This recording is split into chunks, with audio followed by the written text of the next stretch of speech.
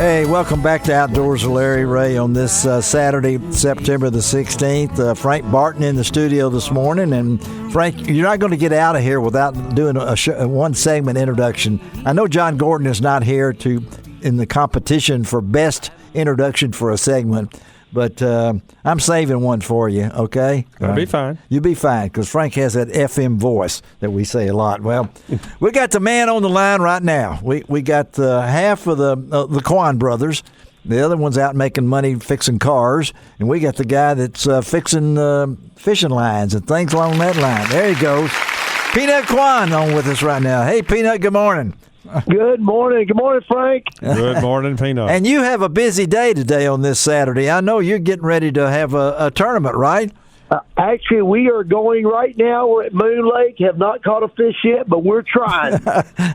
Well, trying is what you've done a lot for, right? Lately I've been in a slump this year, and we have cut a couple of checks. Harris and I have done pretty good this year, but I tell you, fishing's been tough all year with the low water and everything. Yes. You know, we had Arca Butler scheduled on the trail this year, and you know what happened there. So yes, yeah. That didn't happen, and the river hadn't been in the Tunica all year. It's been tough. You know, I think 14 pounds won one tournament, 9 pounds won the other one. Oh, my goodness. Yeah. It's tough. And we're at Moon today, and hopefully we got you guys out here in a Peanut Craft Lure Tournament Trail Open. Well, tell our listeners, because, I mean, you've been doing this for a while, and I know that, the Peanut Craft Lures are well known in the Mid-South and things like that, but you and your wife, Connie, and all your family have been so involved in the fishing industry here locally, but you guys have your own trail.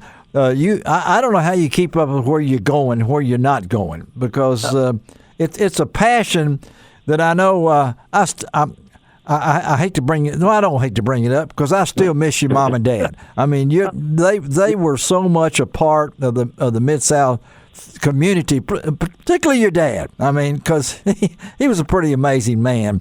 But the Quon name, you've done a lot over the years, Peanut, and I know the love for fishing didn't just jump out at you like this. Who taught you? Who was your mentor? It was my dad. My dad actually took us fishing back in the day, and we fished for crappie, brim. You know, we live up there at Sky Lake, and we grew up on lake fishing. But I tell you, my true passion, the bass, came from my father-in-law. Really? My father-in-law used to fish BASS back in the 70s, and he took me out. My wife would call me. Connie goes, "You want to fish?" I said, "Sure." She bought me my first bait caster, Larry, and I tell you what. I did not know that. I backlashed a Ambassador 5000. I backlashed it, and I looked at it, and I looked at her, and I handed it to her. She picked my backlash up, and I was telling my buddies, they said, "You got to marry that girl." And you've been married how long now?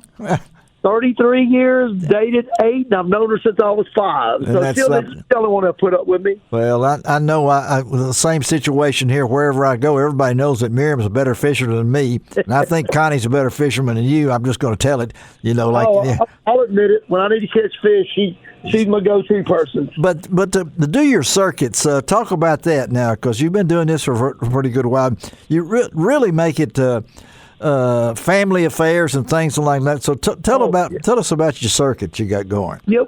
We actually, Peanut Craft Lure Tournament Trail, this is our 15th year. 15th year. I didn't think we'd be around that long. We back Frank doesn't either. Frank's shaking his head. He had no right, Frank? You didn't. I remember when he started it. I just can't believe it's been 15. Yeah. 15 years, yes, sir.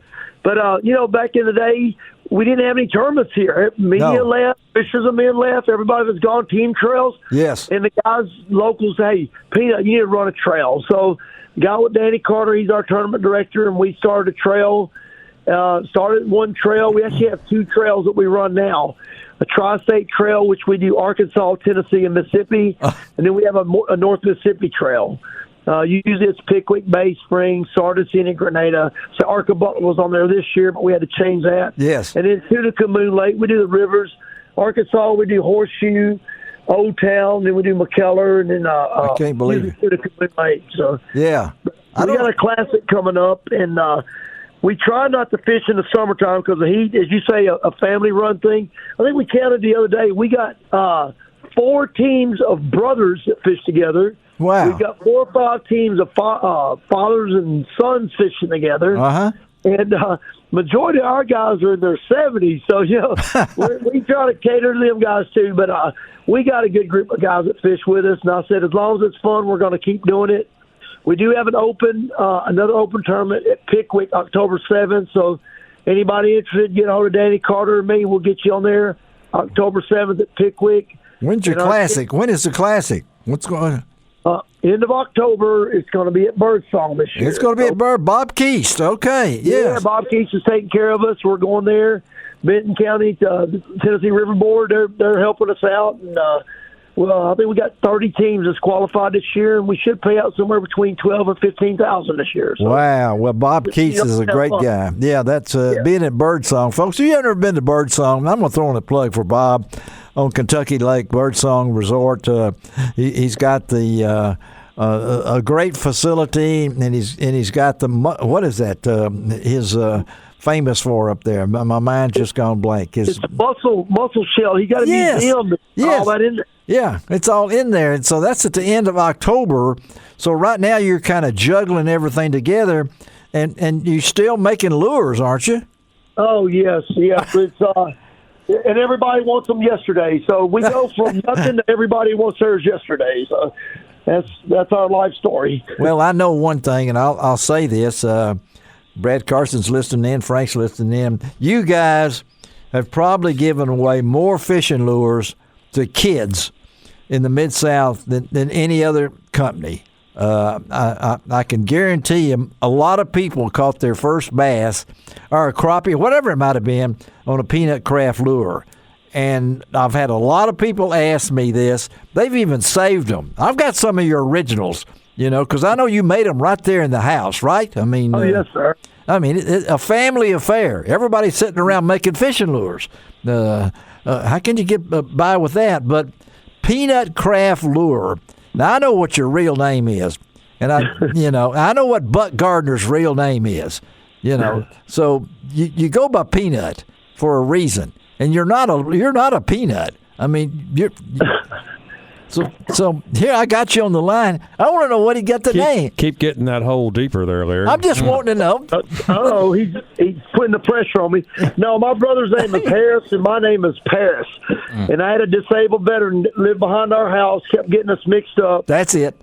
And I had the Charlie Brown, Snoopy, Linus, and Peanut gang on the shirt, and I've been called it almost 60 years now. So, but harping on that part of the kids thing, Larry. Yeah. The kids, I always say I love kids. I hate adults, but I'm just joking. But I had dinner with Earl Bentz. It's been years ago. Yes. And Earl told me, he goes, "Hey, Peanut, I'm going to tell you, these kids are the future customers for us. That's right. This is what we got to work on." Yeah. He was related to boats. He goes, back in, boats were 30,000, 40,000. Boats now are 100,000. That's the right. average age of a new boat owner is not your 18, 20-year-old kids anymore. No. So we focus on kids because they're our next customer. I don't know how long I'm going to do this lure thing. Can't get my kids to work no more. And actually, if it wasn't for Ron helping me out, I probably wouldn't get my orders out. No, Ron is your field man, just like he is for us here. And again, we're talking to Peanut Quon here, Peanut Craft Lures. They got a open tournament going on today down at Moon Lake. One of my favorite places. I got a lot of memories from Moon Lake, and I go down through there, Flower Lake, and all the ones down through back in the old days at Lakeview and all the rest of the but I want to ask you before we let you go about the river, the Mississippi River. We had a tournament Friday here in Memphis. Bill Dance and the Valero people put it on the river. They were at Tunica. They're all up and down the river yesterday fishing a bass tournament for United Way. Going to give away $10,000, might say. But this low water, Peanut, it's record low on the river. What's that doing to fishing? It's making it really tough. The flying carp are another problem when it's low like that, because every time you bump that trolling motor in that shallow water, them carp are jumping in your boat. Yes, yeah. It's really hurting it. I actually fished horseshoe in that tournament yesterday, and we caught a few fish, but we're just happy to catch a few. Well, the flying carp, as we know that is a silver carp. Or we know that that's a problem. I've been with Frank and do you still have your jet boat, Frank? The airboat? Your airboat? Still have the airboat. That was the excitement of one of my lifetime, is ride in Frank's airboat and go up in the Mississippi River and go up in some of those little chutes. And what did we find, Frank? We found lots of those jumping fish. Lots of those jumping fish, which can be very dangerous. And I mean, if you're cutting down through there again and everything. So anyway, so now anybody wants to get in touch with you, can they go to some place if they want to fish one of the open tournaments? And I know you have a lot of family things here you were talking about. Talk about how they can get more information about fishing in one of the Peanut Craft Lure tournaments. Yes, our website is peanutcraftlurestournamenttrail.com. It's a long one. It's a long one. If you Google it, search it, it'll come up. It has our standings of what guys done this year. It's got our future opens listed on there, and it's got Danny's number, my number's on there. So if anybody's interested, give us a call. We'll tell you about it. If they want to get in a trail where we have a lot of fun next year, give us a call. We'll explain everything we got, what we've been doing. And then we can't wait for duck season, right? Okay. Yes, I promised Larry Ray that he is going to go down there and shoot him some ducks with us this year. And what will we also? You promised me something else if I come down there too, right? You know, I got a full kitchen behind my duck blind. If we don't kill any ducks, we're going to eat good. That's good. All right, Peanut Buddy. We appreciate you, man, and for all you do for everybody. And thank you for being a friend of Outdoors of Larry Ray. And look forward to seeing you. Okay, buddy? All right. Thank y'all for everything you do. Frank, we might need to get that airboat out, get the duck hole. It'll take you places you've never been before. It will. That's right.